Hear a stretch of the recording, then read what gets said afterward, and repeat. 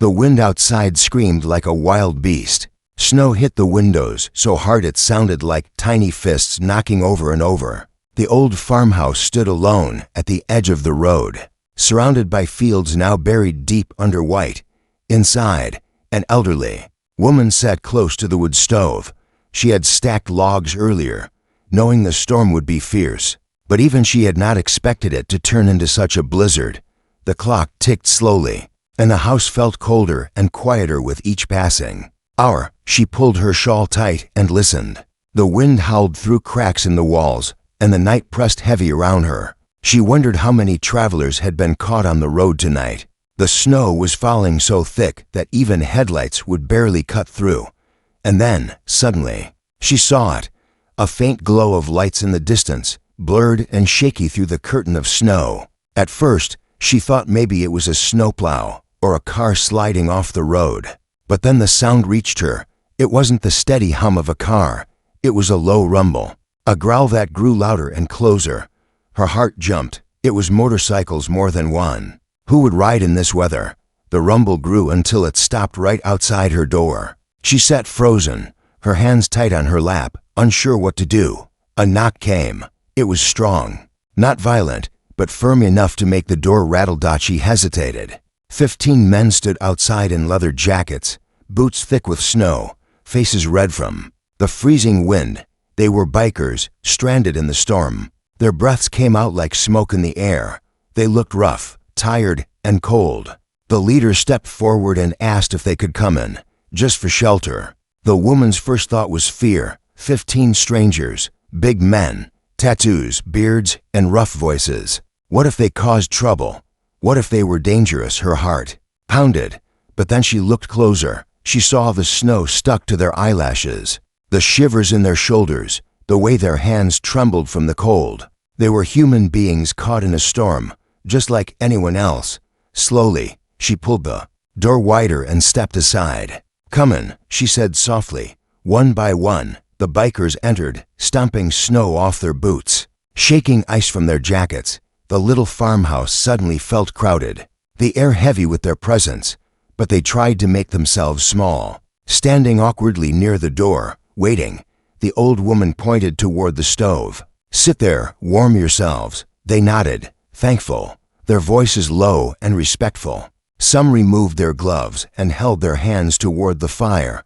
Others rubbed their arms, trying to get feeling back. She could see relief spread over their faces as the warmth reached them. Her kitchen was small, but she went to the shelves and began pulling down what she had: jars of soup, bread, tea leaves. She filled a pot, stirred it on the stove, and set out mugs. The bikers watched her, surprised by her kindness. When she handed them bowls of hot soup, they accepted with quiet gratitude, their eyes softening. As the night went on, the fear in her chest eased. She began to see them differently. One of the men noticed the back door rattling in the wind and quietly took off his gloves. He found her hammer and nails on the shelf and fixed it without a word. Another man stepped outside to shovel snow off her porch so it wouldn't freeze solid by morning. A third carried in logs from her woodpile, stacking them neatly beside the stove. They didn't have to do any of it, but they did. The old woman sat in her chair, sipping tea, and listened as they talked in low voices. Their laughter was deep, but kind. They didn't curse or shout. They asked her about the storm, about her home, about how long she had lived there. She answered, surprised at how interested they were. Hours passed.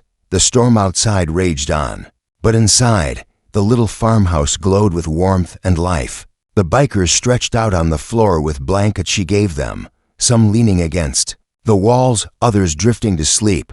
She sat watching them, her earlier fear replaced by a strange peace. She thought about how easy it would have been to leave the door shut, to pretend she didn't hear the knock. But if she had, these men might have frozen out there in the dark. Instead, they were here, safe, alive, sharing her home for one unforgettable night. Before she went to bed, the leader of the group looked at her and said, "You saved us tonight. We won't forget this." His voice was steady, and she could tell he meant it. She smiled faintly, pulled her shawl tighter, and looked at the stove fire burning bright. The storm still screamed outside, but her house no longer felt cold. She didn't know what tomorrow would bring. She only knew that tonight, her door had opened to strangers, and somehow, her heart had to. The storm had not eased when the first light of dawn touched the sky. The world outside was still covered in thick white, the wind pushing sharp waves of snow across the frozen fields. The old farmhouse creaked under the weight of the storm, but inside, it was warm. The wood stove still glowed, and the air smelled of soup, smoke, and damp leather jackets hung to dry by the door. The elderly woman woke early, as she always did. She moved slowly across the wooden floor, careful not to wake the guests. The sight that greeted her made her pause. Her little living room, once so quiet, was now filled with bodies sleeping wherever there was space. Some men were curled under blankets on the floor, their boots placed neatly beside them. Others leaned against the walls, heads resting on folded arms. The sound of steady breathing and the occasional snore filled the house. For a moment, she simply stood and watched. They looked nothing like the dangerous strangers she had feared the night before. They looked tired, peaceful, and even vulnerable. She realized how young some of them were, despite their rough clothes and beards. As she moved to the kitchen, one of the bikers stirred awake. He sat up slowly, rubbing his eyes. When he saw her, he nodded politely. "Morning," he whispered, careful not to wake the others. His voice was softer than she expected, almost shy. She returned the nod. "You must be hungry," she said quietly. Soon, more men began to wake. They stretched their arms, rubbed their hands by the fire again, and thanked her for the blankets. She went to the stove and put water on to boil. The bikers, instead of sitting idle, began to move too. One offered to chop more firewood. Another started sweeping the snow they had tracked inside. A third asked if she had tools for fixing the broken step on her porch. She blinked, surprised. "You don't have to do that," she said, but they only smiled. "You gave us a place to stay. Let us do something back." Within minutes, the house was alive with activity. She watched as one man carefully repaired the loose hinge on her cupboard door. Another used strong hands to lift heavy boxes she had not touched in years. Two men went outside, despite the storm still roaring, and cleared the thick snow blocking her gate. Their laughter drifted back through the door as they worked together. She could not help but smile. It was as if her small farmhouse had been waiting for this noise, this life. When breakfast was ready, just simple bread, butter, and tea, the men gathered quietly around her kitchen table. The space was too small for all of them, so some stood, others leaned on the wall. But everyone took only a little so there would be enough for all. They thanked her again and again, one by one, as if each wanted her to hear it directly from his mouth. As they ate, the bikers began telling stories, not the kind she had expected. They spoke of long roads under the summer sun, of engines breaking down in the middle of nowhere, of strangers they had helped on highways. One told of a time they had rescued a family whose car had spun into a ditch. Another shared how they raised money every winter for children who had no coats. The elderly woman listened, her hands folded in her lap. She realized how wrong she had been the night before. What she saw as danger was simply unfamiliarity. These men were travelers, yes, and their appearance was hard, but their hearts seemed gentle. One of them noticed her silence and asked, "Do you live alone here?" She nodded. "Yes, it's been many years now." The room fell quiet for a moment. Then another biker said, "Well, last night you weren't alone. You've got brothers now." His words made the others chuckle softly, but she could see in their eyes that it wasn't just a joke. When the plates were cleared and the morning stretched on, the bikers began preparing to leave. They strapped on their jackets, pulled on their boots, and brushed frost from their helmets. The storm outside was easing now, the snow not falling as heavy as before. Before stepping out, the leader of the group turned back to her. "You didn't know us," he said, "but you opened your door anyway. That means more than you think. We won't forget it." The elderly woman, standing small in her doorway, felt her eyes sting. She simply nodded, too full of emotion to find the right words. One by one, the men stepped out into the snow, the rumble of engines starting again. The farmhouse shook lightly with the sound. As they pulled onto the road and disappeared into the white horizon, she closed the door slowly. The house was quiet once more, but it didn't feel lonely this time. Something had shifted. She could still hear their laughter echoing in the walls, still see the way they had worked to fix little things around her home. She thought maybe they would keep their word and remember her. She had no idea that the real surprise was still coming. Tomorrow would bring something she could never have imagined. The farmhouse was quiet again, too quiet. After the roar of engines faded into the snowy horizon, the old woman stood in her doorway, staring at the empty road. A strange mix of feelings filled her chest: relief that the men had gone safely, but also a quiet ache. For one night, her lonely home had been full of voices, warmth, and laughter. Now the silence felt heavier than before. She went back inside, set the chairs straight, and folded the blankets the men had used. Her hands paused when she touched one blanket, remembering how one of them had carefully laid it over another man who had dozed off. That small act of care, among people she once thought were wild and dangerous, left her thoughtful. By noon, the storm had calmed, the sky lightened. Though the ground was still buried deep under white, she boiled water for tea and sat near the stove, watching the steam curl upward. It was then she felt a faint vibration under her feet. At first, she thought it was the wind rattling the house again, but then the sound grew, a low rumble that stirred the glass in her cupboard. She frowned and stood, peering out the frosted window. At first, nothing, just the white road and the snow-covered trees. But then, in the distance, she saw shapes moving, dark shapes against the white. 1, 2, then 10, then dozens. The rumble grew louder, steadier, heavier. She pressed a hand to her chest.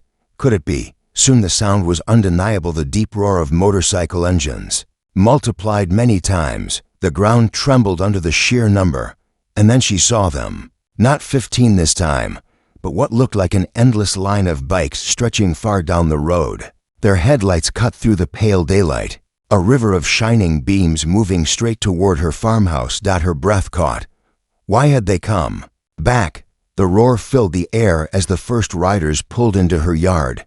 Behind them, more and more arrived, parking carefully in rows. Snow crunched under heavy boots as helmets came off, and voices rose, dozens, then hundreds, gathered outside her small home. The noise was overwhelming, but it wasn't angry or wild. It was full of energy, full of something that felt like celebration. The elderly woman stepped onto her porch, clutching her shawl against the cold. Her heart pounded as she looked out at the sea of strangers, men and women both, all bikers, all staring back at her with respect. From the front of the crowd, a familiar face stepped forward, the leader from the night before. He raised his hand, and the crowd fell quieter, though the sound of engines still rumbled faintly in the background. "You opened your door when no one else would," he called out, his voice carrying in the cold air. "You gave us warmth when the world was frozen. We told our brothers and sisters about you, and now here we are."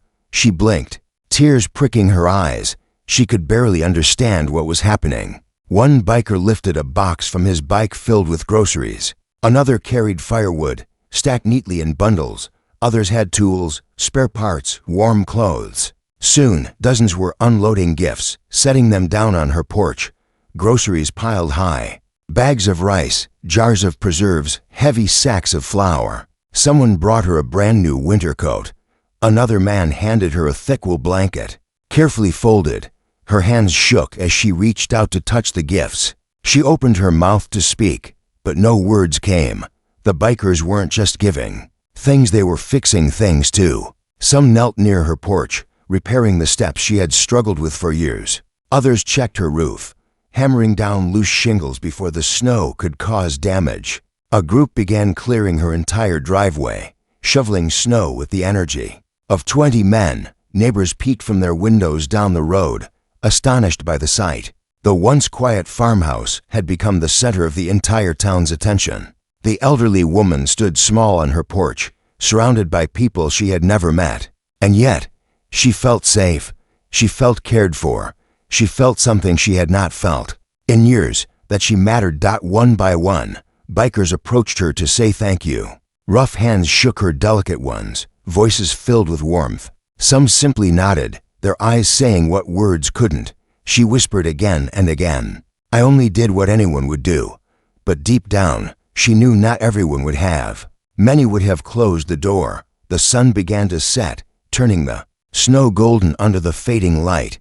But still, they stood with her. She was no longer alone. Her heart felt fuller than it had in decades. That night, as the last of the bikers prepared to leave, the leader turned back once more. We told you we wouldn't forget, he said firmly. From now on, you're family. The engines roared to life again, but this time the sound wasn't frightening, it was powerful. Like a promise written in thunder, the elderly woman stood, watching them go, her porch overflowing with gifts, her heart overflowing with gratitude. She didn't know it yet, but this moment would echo far beyond her little farmhouse. What she had done in one cold night was about to change everything.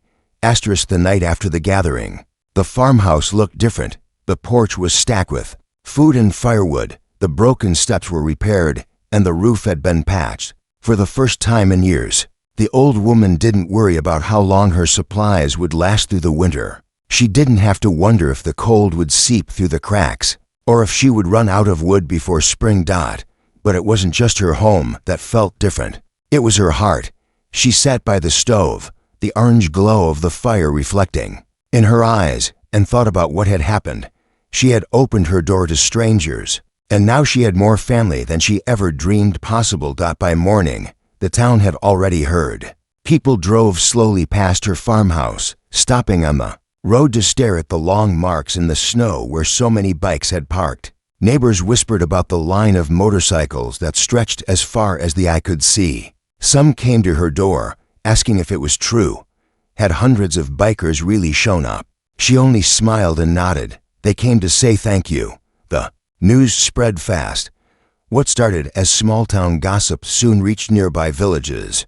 People were curious, some even doubtful. How could a woman living alone in a little farmhouse bring together so many rough-looking riders? But those who had seen it with their own eyes swore it was real. The bikes, the gifts, the sound of engines shaking the ground. Later that week, she heard another knock on her door. This time, it wasn't bikers. It was a local reporter holding a notebook, his cheeks red from the cold. He had heard the story and wanted to know more.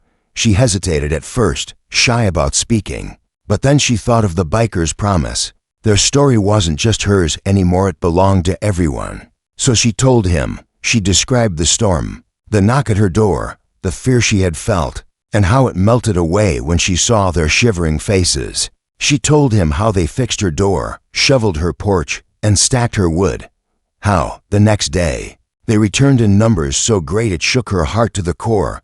The reporter wrote every word, his pen scratching quickly. When the article came out, the headline caught everyone's eye. Elderly woman shelters bikers in blizzard. Next day, they returned by the hundreds. Within days, the story was everywhere. Some read it in the local paper. Others heard it on the radio. And soon, it began spreading across the country. Letters started arriving at the farmhouse, handwritten notes from strangers she had never met. People thanked her for showing kindness, for reminding the world that appearances don't tell the whole story. One letter said, "You reminded me of my own grandmother. I pray more people open their doors the way you did."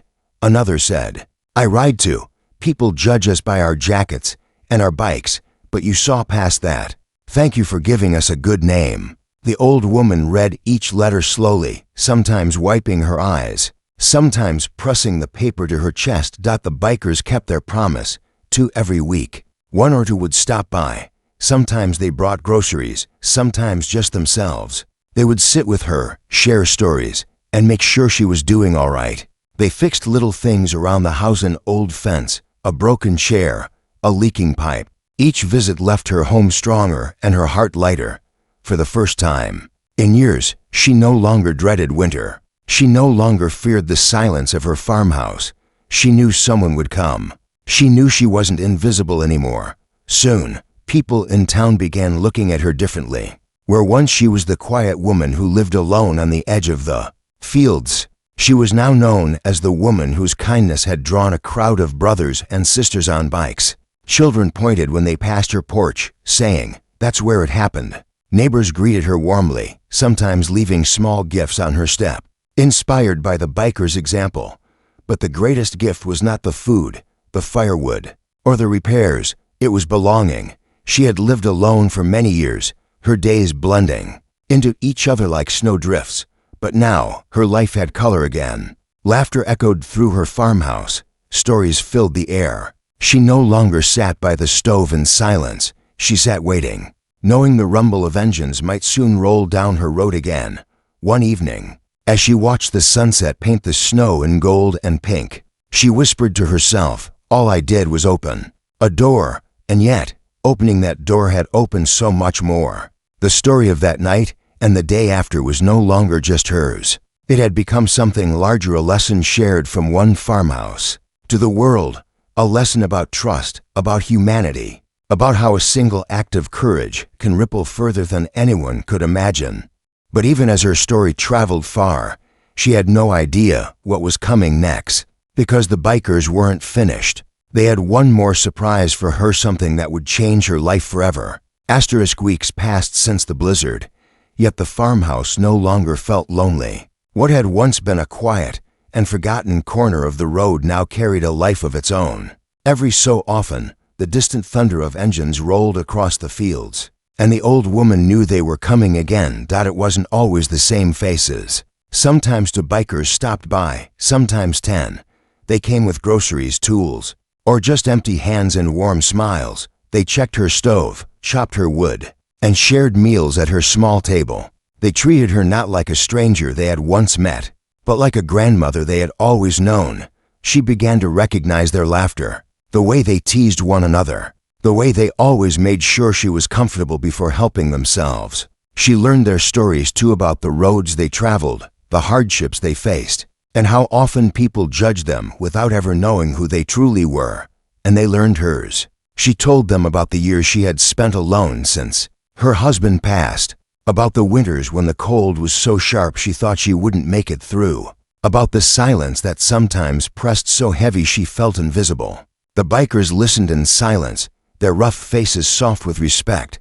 One of them, a tall man with tired eyes, said quietly, "You'll never be invisible again. Not to us." Her heart swelled at those words. Then came a day unlike any other. It was early spring, the snow finally melting, the ground wet and soft beneath the sun. She was tending to her small garden patch when she heard it again, that familiar rumble, but louder, heavier. She straightened, shading her eyes, and saw a long line of bikes approaching. Not as many as the hundreds who came after the storm, but more than she usually saw on these visits. Her porch filled with voices and laughter as the bikers dismounted. They didn't carry groceries or firewood this time. Instead, they carried something else: stools, buckets of paint, planks of wood, and rolls of fencing. The old woman looked at them in confusion. "What is all this?" she asked. One of the bikers grinned. "It's our turn now. You gave us a home for a night. Now we're going to give you one that lasts." And with that, they got to work. For days, groups of bikers came and went, turning her small farmhouse into something brighter, stronger, and warmer. They fixed every crack in the walls, replaced the old windows with sturdy glass, painted the peeling boards until the house shone like new. They built her a new fence around the yard and repaired her barn, which had been sagging for years. One of them, a skilled carpenter, crafted her a rocking chair by hand and placed it on her porch. The old woman tried to protest, saying they had already done so much, but they only shook their heads. "Family takes care of family," one said simply. Word spread quickly, and soon neighbors began helping too. Inspired by what they saw, townsfolk brought food, offered tools, and shared their own labor. What started with one act of kindness had now grown into something larger, a community rebuilt around compassion. When the work was finished, the bikers gathered in front of the farmhouse. The leader stepped forward, his voice steady but full of feeling. "That night in the storm, you saved us. You didn't look at who we were, what we wore, or how we looked. You just saw cold men who needed help, and you gave it without hesitation. Now, you'll never stand alone again. This house, this family, this road, we're with you always." The old woman, standing on her porch in her brand new rocking chair, felt tears roll down her cheeks. She tried to speak, but the words caught In her throat, she simply placed her hand over her heart and whispered, "Thank you." The bikers cheered, engines roared, and laughter filled the air. The farmhouse no longer looked forgotten. It looked alive. As the sun dipped behind the horizon, the old woman sat in her new chair, listening to the sound of engines fading into the distance. For the first time in decades, she didn't feel small against the vast world. She felt held. She felt remembered. And though the blizzard had been cruel, it had brought her something far greater than fear or loss. It had brought her family, loud, loyal, and forever hers. From that day on, people who passed the farmhouse no longer saw just an old home at the edge of the fields. They saw a story written in kindness, proof that sometimes the simplest act, opening a door, can change a life forever.